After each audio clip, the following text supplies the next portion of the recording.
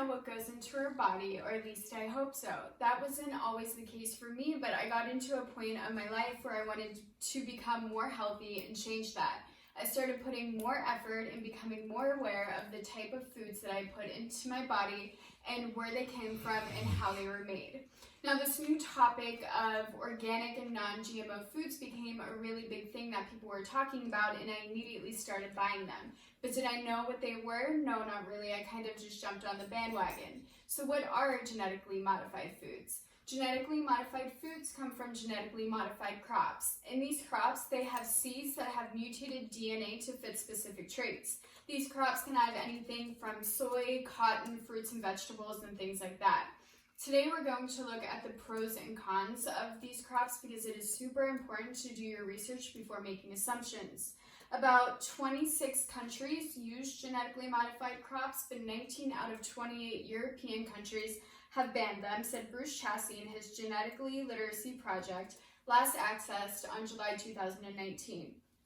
Because I didn't really know what genetically modified crops were, today we're going to look into the pros and cons of them and really dive into it so that we can find out the truth about them. Now, first things first, let's look at what the media doesn't show us, the positive of these crops. And even though the media doesn't show a lot of positive traits that they have, they are actually very beneficial to us. One of the things that are beneficial to us would be that they improve the food supply. And this is really important because it helps with the heartbreaking problem of world hunger. And they can improve the food supply because they are built to withstand really harsh environments like droughts and things like that. So they have actually raised the soy, corn, and cotton output 20 to 30%, helping people survive who could not without it, said David Zimmerman, PhD professor of agricultural and resource economics at UC Berkeley. And because of these features, we are able to get more food out faster. There are also many environmental aspects that these crops bring as well. One would be less pesticide use. And this is important to the environment and the animals because pesticides hold really harmful chemicals and toxins, and pesticides are used on crops to fight off things that would kill the plants. And genetically modified crops actually use a really cool fungi that's called BT, and it is written out on there because I don't know how to pronounce it. This bacteria is a soil-dwelling fungi that goes into the roots and the stems of the plants, and what it does is it wards off plant viruses, fungi that is not wanted, and pests that kill the plant, so they are cutting off the use of pesticides on genetically modified crops. Another one would be lower carbon emission, and this is beneficial because this actually eliminates the carbon dioxide in the atmosphere, or it helps take it away. And these crops a lot of them are herbicide tolerant, which means that they don't have weeds growing, so therefore there's no need for the farmers to till the soil, which they do to get rid of weeds. And because there is no need for the farmers to till the soil, it is actually equivalent to removing 19.4 billion kilograms of carbon dioxide from the atmosphere, or equal to removing 8.6 million cars from the road for 1 year, stated an article in PC Economics, the last access on July 2014. So just imagine what it is now. Economic effects are also another benefit that genetically modified crops bring. One would be that they increase farmers' pay, and this is really important because a lot of the increase in farmers' pay went to developing countries. A majority, about 55% of the 2010 farm income gains went to farmers in developing countries with small or poor farms, according to Graham Brooks, director of PG Economics and co-author of the report.